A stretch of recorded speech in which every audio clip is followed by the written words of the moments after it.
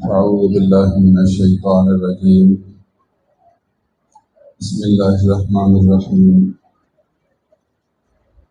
وعلمك ما لم تكن تعلم وكان فضل الله عليك عظيما. صدق الله العظيم. إن الله وملائكته يصلون على النبي يا أيها الذين آمنوا صلوا عليه وسلموا تسليما. اللهم صل وسلم وبارك على سيدنا ومولانا محمد وآلہ واصحابہ اجمعین.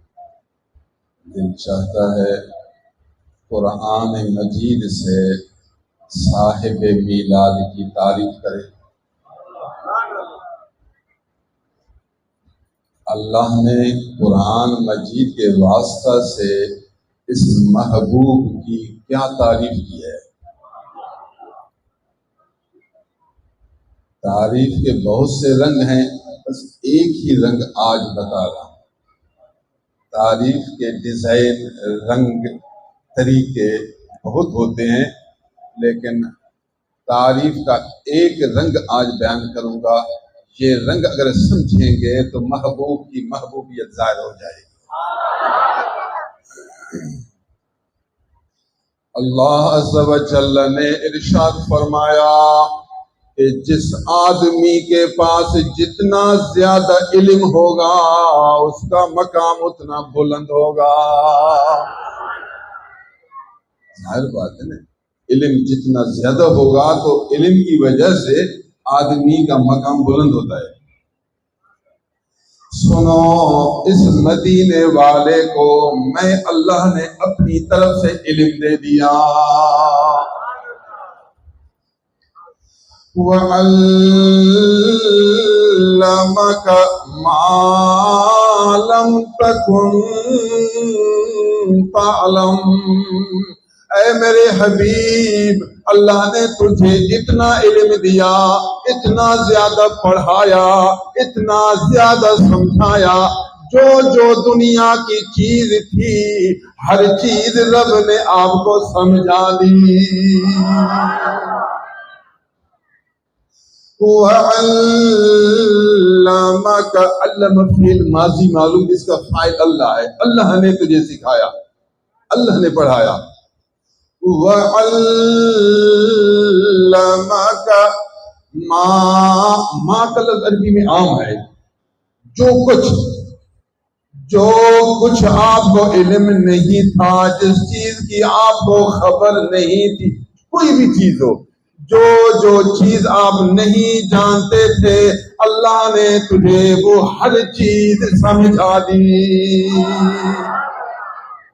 سمجھانے والا اللہ ہے، سمجھنے والا رسول اللہ ہے. علم دینے والا اللہ ہے، علم لینے والا رسول اللہ ہے.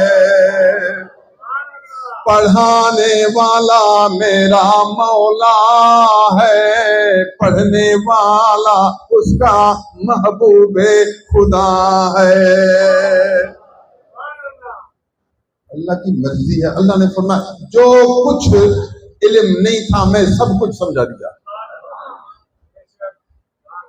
پھر آگے فرمایا وَكَانَ فَضْلُ اللَّهِ عَلَيْكَ عَظِيمًا.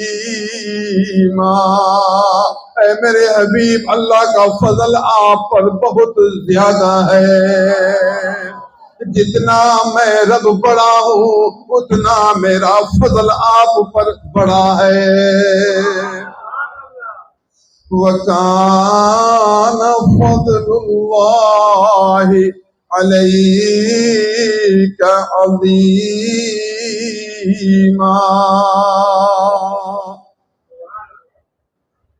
ہم کہتے ہیں اللہ نے اپنے محبوب کو غیب کا بھی علم دیا. جو پوشیدہ چیزیں تھیں اللہ نے اپنے محبوب کو وہ علم دے دیا. دینے والا میرا رب ہے، تو یہ دینا عطائی ہے. حضور کا غیب والی چیزوں کو جاننا عطائی ہے. علم کی دو قسمیں ہیں. سنو، علم کی دو قسمیں ہیں. ایک علم ذاتی ہے اور دوسرا علم عطائی ہے. اللہ کا علم ذاتی ہے اور رسول اللہ کا علم عطائی ہے. فرق ہوا. علم ذاتی اور ہے، علم عطائی اور ہے. دونوں علم برابر نہیں. جب برابر نہیں تو شرک نہیں. شرک تب ہوگا جب اس کا علم بھی ذاتی ہو اور اس کا علم بھی ذاتی ہو. علم دونوں برابر نہیں. اللہ کا علم ذاتی ہے اور رسول اللہ کا علم عطائی ہے.